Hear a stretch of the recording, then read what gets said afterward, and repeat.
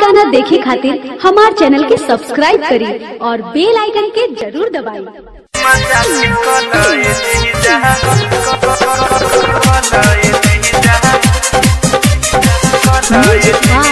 Vikesh Bhojpuriya music by Ambe recording studio. बुझता रहा हमारा के कोई सुन लई की जान लए जीजा हम हो में के नई की ए जीजा। बुझता रहा हमारा के कोई सुन लई की जान लए जीजा हम हो में के नई की। दे दे मगारी चली हमर देहिया सुगदाई। दे दे मगारी चली हमर देहिया सुगदाई। हाँ मुँह से मजाक कलए जीजा देह से नहीं। हाँ मुँह से मजाक कलए जीजा देह से नहीं।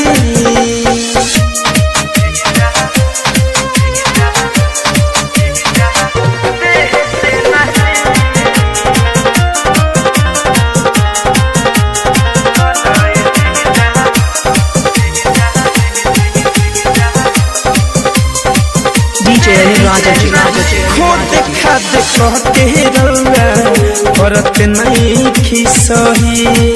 आइल बानी घर तबुआ अस्थिर से रही। ए जीजा खो देखा देखते रउआ करत नहीं खिसही। आइल बानी घर तबुआ अस्थिर से रही। ठीक से रहमत रही ना तो दुआरा पड़ जाई। सुनी ठीक से रहमत रही ना तो दुआरा पड़ जाई।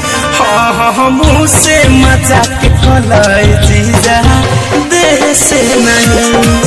हाँ मुँह से मजाक कलए जीजा देह से नहीं।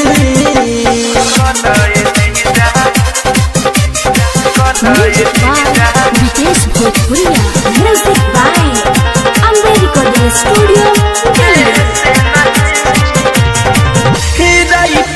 साधु धनंजय लब न लगाई।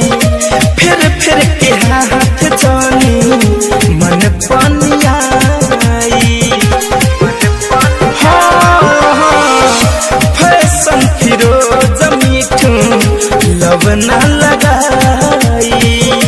फिर के हाथ जानी मन पनियाई। फरक रही रउआ हमारा नियरा नाई।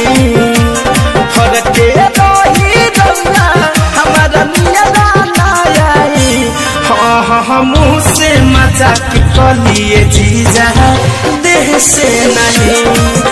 हाँ मुँह से मजाक कलिए जीजा देह से नहीं। बुझता रहा हमारा के कही सुन लई की जान लए जीजा हम हो में के नई की।